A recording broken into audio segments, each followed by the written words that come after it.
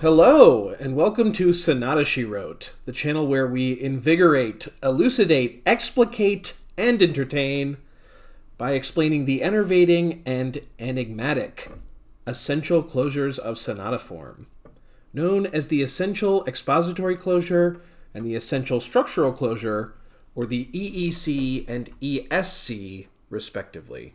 This video is another in my series that explains some of the foundational concepts of sonata theory analysis. And perhaps nothing is more foundational to this theory than the essential structural closures. In Chapter 1 of Sonata Theory, Hepokoski and Darcy write, "At the heart of the theory is the recognition and interpretation of expressive dramatic trajectories towards generically obligatory cadences. The obligatory cadences they're referencing are the EEC and the ESC. The EEC, within an exposition, is defined as being the first perfect authentic cadence, or PAC, that occurs within the secondary theme and that proceeds onward to differing material. Remember, a PAC is a cadence in which the bass moves from dominant to tonic, and the tonic note appears in the highest voice. The ESC has a nearly identical definition, but within the recapitulation. Hepokoski and Darcy go on to say that this is typically the parallel point to the exposition's EEC, meaning that it will likely match correspondence measures of S and the expository closure from the exposition. Let's take a look at a perfectly normal pair of essential closures before we move on to how composers may sometimes defer or deform these tonal goals.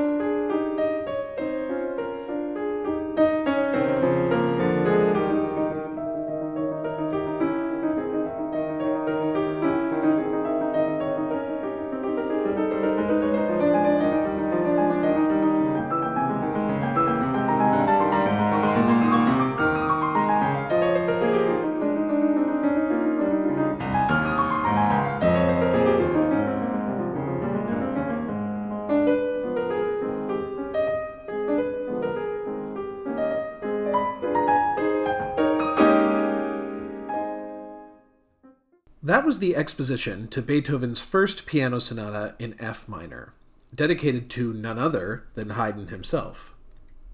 Like most other composers worth hearing, Beethoven almost never presents a totally normal expository layout, but we have almost everything we need here. The P theme is in F minor, a brief transition opens a medial caesura with a dominant lock on the immediate key of A flat major, and a winding secondary theme brings us to a PAC in A flat. I say A flat without major or minor because Beethoven is obscuring that deliberately. This is not a chord, but an octave, so we can only guess at the quality. This is an amazing piece, and I encourage you to check out the whole movement elsewhere on my channel, but for now, let's jump ahead to the recap.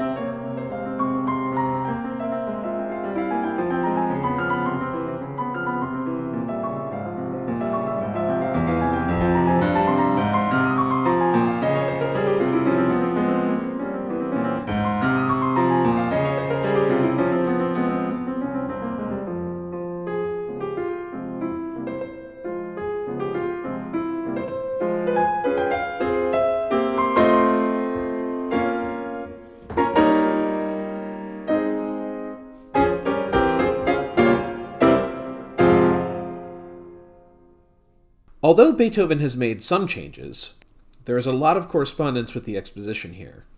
The tragedy of the F minor secondary theme and essential structural closure will have to be unpacked in another video, but for now, suffice it to say that this is a typical ESC layout. We reach it at the parallel moment when the exposition reaches its closure.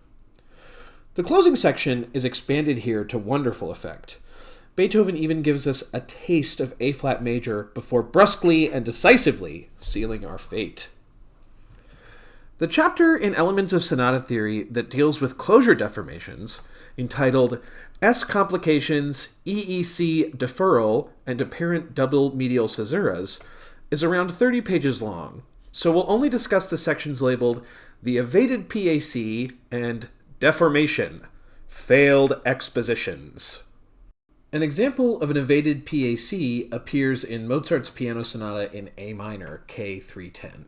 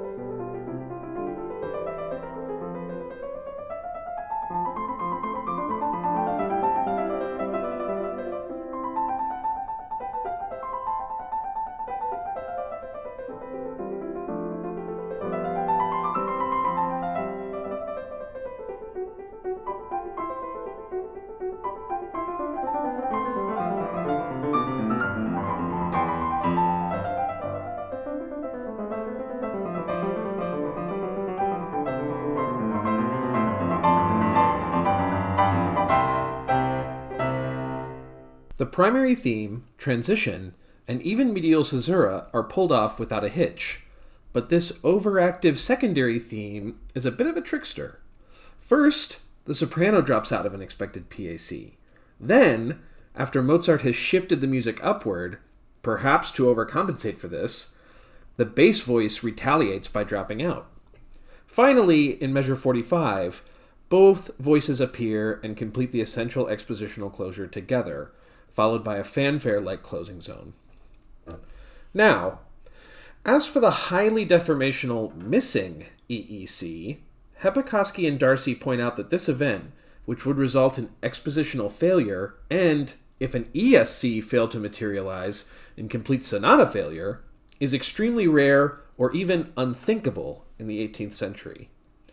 It does become more common in the 19th century, but this example of Haydn's String Quartet, Opus 20, No. 3 in G minor, is one of the few found in the early years of sonata form.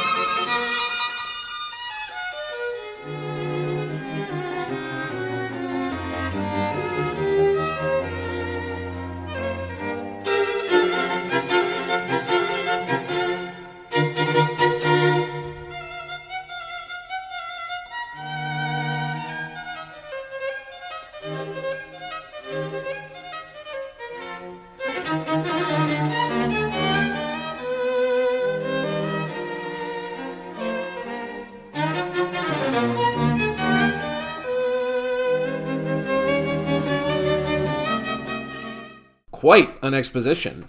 The primary theme is a little aggressive, but not overly so. It's not until the medial caesura fill that we even get an inkling that something is awry. The secondary theme enters, but its tonic pedal seems to prevent it from making any cadential moves. When the cello manages to wrench us loose, the cadences we do get are IACs, with the third in the highest voice, and not PACs. They're also quickly overshadowed by more S modules.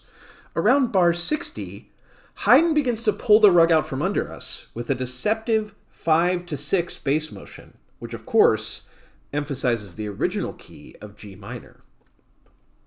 Then, in bar 87, appears a PAC. But wait, is this the EEC? Hepokoski and Darcy don't think so, and neither do I. Remember the definition. The first PAC that is followed by differing material.